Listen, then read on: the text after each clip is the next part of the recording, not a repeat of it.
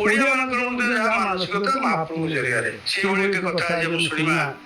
ଗୋଟେ ଝିଅଟିଏ ନାଁ ମାମାଲି ଲେଙ୍କା, ଘର ସାଲେପୁର, ସେ ଭୁବନେଶ୍ୱରରେ ଓକିଲାତି କରୁଛନ୍ତି। ଏଇ ବର୍ଷ କଥା, ତାଙ୍କ ବାହାଘର ଏଇ ବର୍ଷ 2026 ମସିହା ଫେବୃଆରୀ ମାସରେ ହେଇଛି। ତାଙ୍କର ବିବାହକୁ ନେଇକରି ତାଙ୍କର ଯୋଉ ମହାପ୍ରଭୁଙ୍କ ସହିତ ଯୋଉ ଲୀଳା, ସେ ଏବେ ବି ମନେ ପକେଇଲା ବେଳେ ରୋମାଞ୍ଚିତ ହୁଅନ୍ତି। କାରଣ ତାଙ୍କର ଯାହାଙ୍କ ସହିତ ବାହାଘର ସ୍ଥିର ହେଇଥିଲା, ସେ ତାଙ୍କୁ ଆଗରୁ ଜାଣିଥିଲେ। ଏକ ପ୍ରକାର ପ୍ରେମ ବିବାହ କହିଲେ କିଛି ଭୁଲ ହବ ନାହିଁ। ତାଙ୍କର ବାହାଘର ହବା ପାଇଁ ସ୍ଥିର ହେଲା ସେତେବେଳେ ଏଇ ମାମାଲି ଲେଙ୍କା ଆଇନଜୀବୀ ହେଇଥିବାରୁ ସଚେତନ ଭାବରେ ସେ ଭାଇ ଭଉଣୀ ମାନଙ୍କୁ ନେଇ ସାଙ୍ଗରେ ପୁରୀ ଗଲେ ମହାପ୍ରଭୁଙ୍କୁ ନିମନ୍ତ୍ରଣ କରିବା ପାଇଁ। ଗୋଟେ କାର୍ଡରେ ମହାପ୍ରଭୁଙ୍କର 3 ଭାଇ ଭଉଣୀଙ୍କ ନାଁ ଲେଖିଦେଲେ, କାର୍ଡରେ ଠିଆ ହେଲେ, ନବାକୁ କେହି ଆସିଲେନି, ଭିଡ଼ରେ ସେମିତି ରହିଲେ। ମାନେ ଦୁଃଖ ଆସିଲା, ମହାପ୍ରଭୁ ମୁଁ ଆସିଥିଲି ଆପଣ ଡାକିବା ପାଇଁ, ନିମନ୍ତ୍ରଣ କରିବା ପାଇଁ, ମୋ ବାହାଘର, ମୁଁ ଆପଣଙ୍କ ପିଲାଦିନରୁ ଆପଣଙ୍କୁ ଏତେ ଭଲ ପାଉଛି, ଆପଣଙ୍କ ପାଖକୁ ଆସିବା ପାଇଁ ଆଗ୍ରହ କରୁଛି, ଆପଣଙ୍କୁ ଦେଖିଲେ ମୁଁ ଭାରି ଆନନ୍ଦ ଲାଭ କରୁଛି, କିନ୍ତୁ ଆଜି ଆସିଛି ବାହାଘର ନିମନ୍ତ୍ରଣ କରିବା ପାଇଁ, କିନ୍ତୁ ଆପଣ ମୋ କଥା ଶୁଣୁନାହାନ୍ତି। ଏଇଭଳି ମନରେ ଭାବ ସୃଷ୍ଟି ହେଲା ବେଳେ ହଠାତ୍ ଯେଉଁ ବ୍ରାହ୍ମଣ ଆସି କହିଲେ ଦେ କହି କାର୍ଡଟା ତାଙ୍କ ହାତରୁ ନେଇଗଲେ, ତୁଳସୀ ଟିକେ ଦେଇଦେଲେ। ସେ ମହାପ୍ରଭୁ ଏତିକି ମହାପ୍ରଭୁ ନିମନ୍ତ୍ରଣ କଲେ ସତ, କିନ୍ତୁ ମୋର ତ ମନ ମାନୁନି, ଆପଣ କିନ୍ତୁ ମୋ ବାହାଘର ନିଶ୍ଚିତ ଯିବେ। ଏ ଓଡ଼ିଆର କି ଅଭିମାନ ଦେଖନ୍ତୁ, ନିମନ୍ତ୍ରଣ କରି ନିଶ୍ଚିତ ଯିବାକୁ କହିବେ। ଯେମିତି ନିଜ ଲୋକଙ୍କୁ ଆମେ ଯାଇ କହିନି ନିଶ୍ଚୟ ଯିବ, ସେମିତି କହିଲେ ନିଶ୍ଚିତ ଯିବେ। ଘରକୁ ଗଲେ, ବାହାଘର ହେଲା। ବାହାଘର ସରିଲା ପରେ କିନ୍ତୁ ବାହାଘର ବେଳେ ସେ କିଛି ବିଶେଷ ଅନୁଭବ କରିପାରିଲେନି। ତା ମନରେ କଷ୍ଟ ଆସିଲା, ବୋଧେ ମହାପ୍ରଭୁ ଆସିଲେନି କି ମହାପ୍ରଭୁ ମୋ ବାହାଘର ସହଯୋଗ କରୁନାହାନ୍ତି। ସେଭଳିଆ ଘଟଣା ଘଟିଲା। କାରଣ ବାହା ହେଇ ସେ ତ ଘରକୁ ଗଲେ ଶାଶୁଘରକୁ, ସେ ଇତିମଧ୍ୟରେ ତାଙ୍କ ଶାଶୁଘର ଗୋଟେ ବଡ଼ କୁଟୁମ୍ବ, ସେ ଭିତରେ ସେମାନେ ଅସୁସ୍ଥ ହେଇଯାଇଛନ୍ତି, କିଏ ମରିଯାଇଛନ୍ତି, ବୟସ୍କ ଲୋକ କିଏ ଥିଲେ ଜଣେ ମରିଯାଇଛନ୍ତି। ଏବେ ସ୍ୱାଭାବିକ କଥା, ବଡ଼ କୁଟୁମ୍ବ ହେଲେ ଅନେକ ସମୟରେ ମୂର୍ତ୍ତିକା ଛୁତିକା ବସାଯାଏ।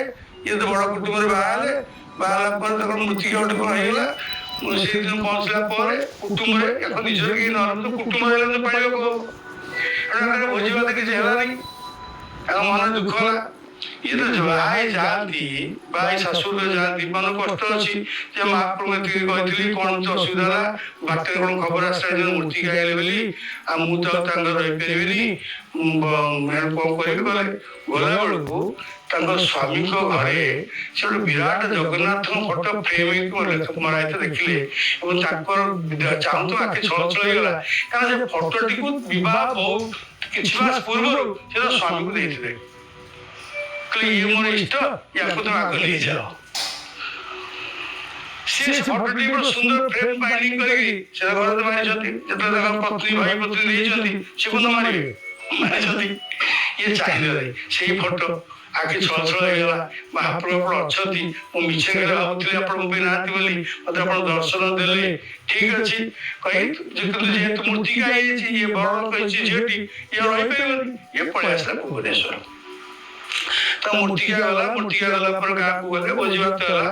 ଭୋଜିଭାତ ହେଲା ପରେ ବିଧି ଆମର ଅଛି, ନବବଧୂ ଯାଇକି ମହାପ୍ରଭୁ ଦର୍ଶନ କରିବେ। ତେଣୁ ଇଏ ସ୍ୱାମୀ ସ୍ତ୍ରୀ ବାହାରିଲେ ଦର୍ଶନ କରିବା ପାଇଁ ଗାଁରୁ, ତାଙ୍କ ଗାଁରୁ ସାଲେପୁର ପାଖରେ ତାଙ୍କ ଗାଁଟା, ଶାଶୁଘର ଭିତର। ଯେତେବେଳେ ବାହାରନ୍ତି ସେମାନେ ଆସିଲେ ପୁରୀ, ମହାପ୍ରଭୁ ଦର୍ଶନ କରିବେ। ଗ୍ରହଣ ସପ୍ତାହ ଚାଲିଛି, ଗ୍ରହଣ ସପ୍ତାହ ବୋଧେ ସେଇଦିନ ସରିଯିବ। ସେ ଗଣିକି ହିସାବ କରିବେ, କଣ କଲେ, ଚାଲିଯିବ ପୁରୀ। ଆଉ ପୁରୀ ଆସିଲେ, ପୁରୀ ଆସିଲା ପରେ ଗୋଟେ ହୋଟେଲ ରହିଲେ। ହୋଟେଲ ରହିଲା ପରେ ଗଲେ ଦର୍ଶନ କରିବା ପାଇଁ ମହାପ୍ରଭୁଙ୍କ ପାଖକୁ। ସେମାନେ ଲାଇନରେ ପ୍ରାୟ 3 ଘଣ୍ଟା ଠିଆ ହେଲେ। 3 ଘଣ୍ଟା ଠିଆ ହେଲା ପରେ ମହାପ୍ରଭୁଙ୍କର ଭିତରେ କଣ ବୋଧେ ଚାଲିଛି, ତାଙ୍କର ବିଧିବିଧାନ ଚାଲିଛି, ତାଙ୍କର ସେବା ଚାଲିଛି, ଆଉ କେହି ସୁଯୋଗ ମିଳିଲା ଯିବା ପାଇଁ। ମାନେ ବିତୃଷ୍ଣା ଆସିଲା, 3 ଘଣ୍ଟା ଠିଆ ହେଲେଣି, ଆଉ କେତେ ସମୟ ଠିଆ ହେବା, ଆଉ ଠିଆ ହେବାନି, ପଳେଇବା। ଏମନ୍ତ ବିଚାର କରିକି 2 ଜଣ ଯାକ ସେ ଲାଇନ ଯୋଉ ବ୍ୟାରିକେଡ୍ ହେଇଛି ପଶ୍ଚିମ ଆମ ସିଂହଦ୍ୱାରରେ, ସେଠୁ ବାହାରି ପଳେଇ ଆସିଲେ। ଆଜି ପଶ୍ଚିମ ଦ୍ୱାରକୁ ଗଲେ, ଲୋଭ ବି ଅଛି, କାଳେ ଦର୍ଶନ ପାଇଯିବେ। ପଶ୍ଚିମ ଦ୍ୱାର ଗଲା ପରେ ବୁଲିଲେ, କାଳେ କେବେ ଡାକିବ ଭିତରେ ଯିବ, କେହି ଡାକିଲେନି। ଓଲଟି ମନ୍ଦିର ଭିତରେ ବ୍ରାହ୍ମଣ ଆସିଲେ, ହାତରେ ତୁଳସୀ ଅଛି ବାହାରେ, ତାଙ୍କୁ କହିଲେ ତମର ଆଜି ଦର୍ଶନ ହେଇପାରିବନି, ଯାଅ ଯାଅ ପଳାଅ, କାଲି ଆସିବ, କାଲି ଆସିବ, ଆଜି ହେଇପାରିବନି, ଯାଅ। ଆଶ୍ଚର୍ଯ୍ୟ ହେଲେ ଆମେ ଦର୍ଶନ କରିବାକୁ ଆସିଥିଲୁ, ସେପଟେ 3 ଘଣ୍ଟା ଅପେକ୍ଷା କଲୁ, ପାଇଲୁନି, ବାଧ୍ୟ ଏପଟକୁ ଆସିଲୁ, ଏପଟେ ଦର୍ଶନ କରିବାକୁ ଇଚ୍ଛା କରୁଛୁ, ଏମିତି ଆଜି ଏପଟେ ଯାଅ ବୋଲି ସେ ବାଧ୍ୟ ମହାପ୍ରଭୁ ମୁଣ୍ଡିଆଟି ମାରି ସେ ଆସି ହୋଟେଲରେ ଫେରି ଆସିଲେ। ଠିକ ଅଛି, କାଲି ଆସିବ ଆଉ। ତା ପରଦିନ ହୋଟେଲ ଛାଡ଼ି ଦେଇକିରି ତାଙ୍କର ସବୁ ହୋଟେଲ ହିସାବ ପତ୍ର ଚୁକ୍ତା କରିଦେଇକିରି ବ୍ୟାଗ ବସ୍ତା ଧରିକି ଆସି ପହଞ୍ଚିଗଲେ। ଆଉ ସିଂହଦ୍ୱାର ଗଲେନି, ପଶ୍ଚିମ ଦ୍ୱାର ମୁଁ କହିଲେ କାଲି ଆସିଗଲେ ସେଠି ଯିବା ଆଉ। ସେଇଠି ଯେ ପଶ୍ଚିମ ବୁଲୁଛନ୍ତି, ତାଙ୍କୁ ଯିଏ ଦେଇଥିଲେ ତୁଳସୀ ବ୍ରାହ୍ମଣ ରଙ୍ଗ ମନେ ମନେ ତାଙ୍କୁ ଖୋଜୁଛନ୍ତି, କେହି ଶୁଣୁନାହାନ୍ତି, କେହି ଦେଖାଯାଉନାହାନ୍ତି, ମନରେ ଚାରିଆଡ଼େ ଚାହୁଁଛନ୍ତି, ପାଉନାହାନ୍ତି। କ'ଣ କହିଥିଲେ କାଲି ଆସିବା ପାଇଁ, ଆମେ ଆଜି ଆସିଲୁ। ସେଠି ସେ କଥାବାର୍ତ୍ତା ଶୁଣିପାରିଲେ ଯେ ଗ୍ରହଣ ସପ୍ତାହ କାଠୁ ଗଲାଣି। ଗ୍ରହଣ ସପ୍ତାହ ଭିତରେ ନବବଧୂ ଦର୍ଶନ କରିବ ନାହିଁ ମହାପ୍ରଭୁଙ୍କୁ, ଗ୍ରହଣ ସପ୍ତାହ ପରେ କରିବ ଏ ଜାଣିନାହାନ୍ତି। ଏ ତ ଆଇନଜୀବୀ, ସବୁ କଥା ଯୁକ୍ତି, ଆମେ କେମିତି ଯିବୁ? କିନ୍ତୁ ଗ୍ରହଣ ସପ୍ତାହ ଦର୍ଶନ କରାଯାଏ ନାହିଁ, ଏ କଥା କେବଳ କିଛି ପୁରୁଣା ଲୋକମାନେ ଜାଣିଛନ୍ତି। ଏମାନେ ତ ପଳେଇ ଆସିଛନ୍ତି, ଗ୍ରହଣ ସପ୍ତାହ ଶେଷ ଦିନ ଆସିଛନ୍ତି। ସେଦିନ ମହାପ୍ରଭୁ ଦର୍ଶନ କରିବା ପାଇଁ ବ୍ରାହ୍ମଣ ମନା କରିଦେଲେ, ଆଜି ଦର୍ଶନ କରିପାରିଲେ ଯାଅ, କାଲି ଆସିବ। ସେଇ ହିସାବରେ ତା ପରଦିନ ଆସି ପହଞ୍ଚୁଛନ୍ତି, ତାଙ୍କ ବ୍ୟାଗ ଫ୍ୟାଗ ଧରିଛନ୍ତି, ଚାରିଆଡ଼େ ବୁଲୁଛନ୍ତି, ସେ ବ୍ରାହ୍ମଣ ପାଉନାହାନ୍ତି, କୁଆଡ଼େ କୁଆଡ଼େ ଭାବୁଛନ୍ତି। এই সময় জଣେ ଯୁବକ ଲୋକ ଗୋଟେ ସାର୍ଟ ପିନ୍ଧୁଛନ୍ତି, ଆଉ ସାର୍ଟ ପିନ୍ଧୁଛନ୍ତି, ଧୋତି ପିନ୍ଧୁଛନ୍ତି, ଆଜି ପହଞ୍ଚିଲେ। କହିଲେ ଦର୍ଶନ କରିବ ମହାପ୍ରଭୁ, ମୁଁ ତ ଚାଲ ଦର୍ଶନ କରିଦେବି।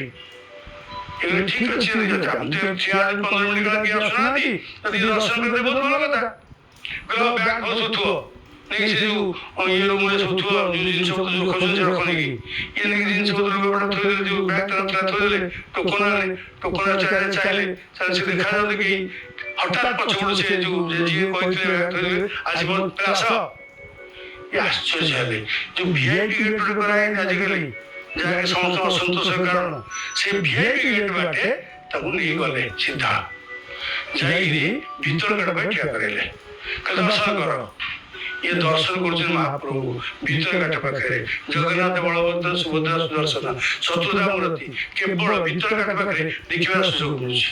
ବାହାର ଘାଟ ପାଖରେ ତ ମିଳିବନି, ଭିଡ଼ ଭୀଷଣ ହେଉଛି। ଏପରି ଦାନ ବାକ୍ସ ପାଖେ ଠିଆ ହେଲେ ମଧ୍ୟ ଏପଟୁ ଫଳା ଦେଖାଯିବ, ପୁଣି ସେପଟୁ ପଳେଇଗଲେ ମା ବଳଭଦ୍ରଙ୍କ ଫଳା ଆଖି ଦେଖାଯିବ।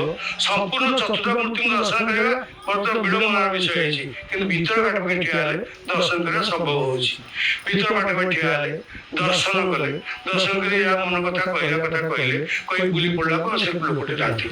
ଅନ୍ୟ ପକ୍ଷରେ ସେ ଚିନ୍ତା କରି ଯେ ଦର୍ଶନ କଲେ ଦକ୍ଷିଣା ଦେବେ, ଦକ୍ଷିଣା ଦେବା ମାନସିକ ଅଛି ନା, ଦକ୍ଷିଣା ଦେବା କଥା ବିଧି ମଧ୍ୟ।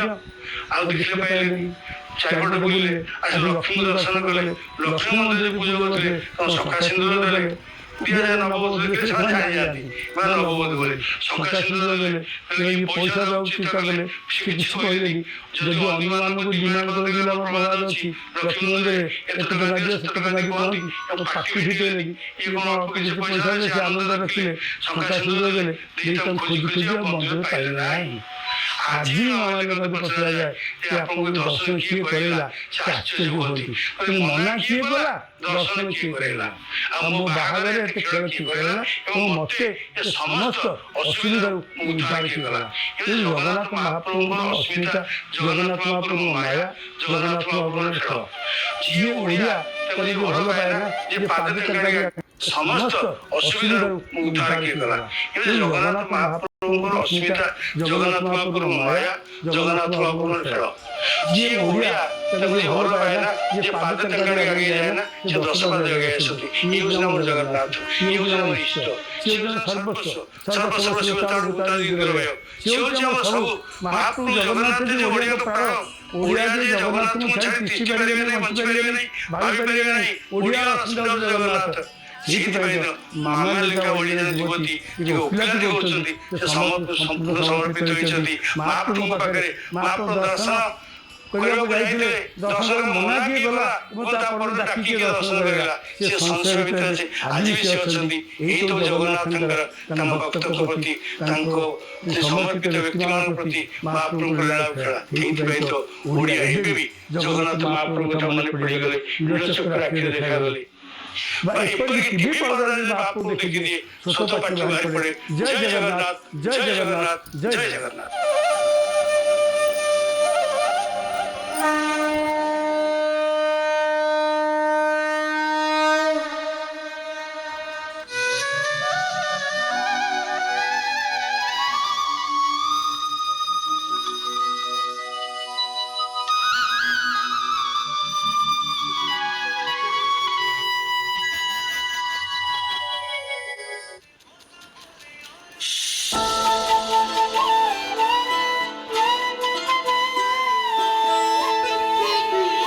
ମୋ ସଂକଳ୍ପ ଭଳି ଶକ୍ତି ଅଛି ଯୋଉ ଗାଁରେ ଏକ ଘର ବନେଇବି, ଏକ ଘର ବନେଇବି ବଡ଼ମାନଙ୍କ ଆଶୀର୍ବାଦରୁ ନିଜର ବ୍ୟକ୍ତିତ୍ୱ ବନେଇବି, ବ୍ୟକ୍ତିତ୍ୱ ବନେଇବି।